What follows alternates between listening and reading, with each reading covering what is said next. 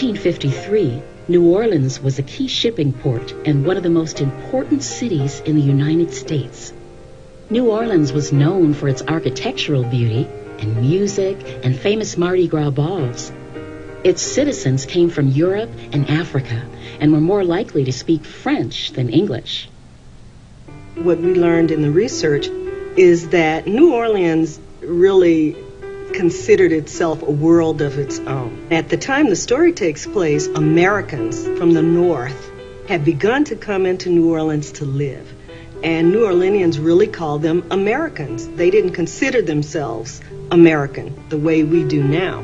So they didn't really like these people who they felt were loud, and they couldn't speak French, and they had different customs and different traditions from New Orleanians. Cecile meets Marie Grace for the first time at the music lesson and hears Marie Grace speak. She is prepared to dislike her because she realizes that she's American.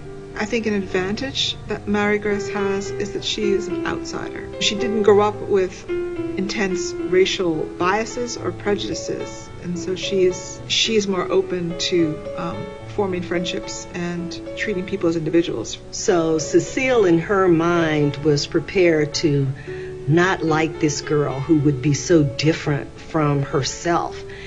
But at the moment they speak and she looks into Marie Grace's eyes, she feels a connection, a possible friendship connection. Cecile's willingness to trust Marie Grace even though she's white, Marie Grace's willingness to trust Cecile even though she's a free girl of color and obviously wealthy. They both had to make this little gap, this little jump. And the fact that they're willing to make that jump makes all the difference in their lives. Both girls transcend the racial barriers of their time, and both girls learn from that.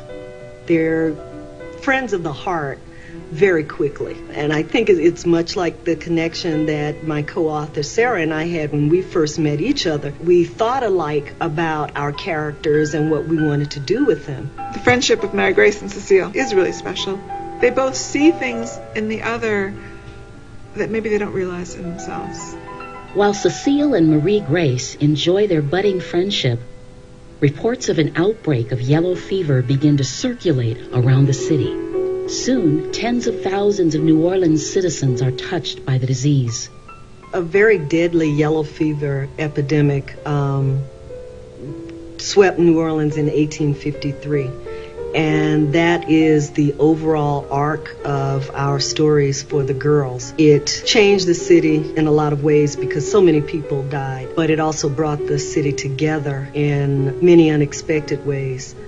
I think it's definitely a reason that the girls' friendship grew so strong because they both experienced this in different ways. I wanted readers to look at something like an epidemic and know, as horrible as it was, people survived. And no matter what happens along the way, that it's not the end of the world. People can work together and find solutions.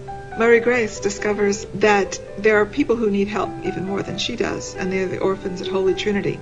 And both girls were appreciated, and their help was very badly needed. Like, please, come help us. And the girls rose to that challenge.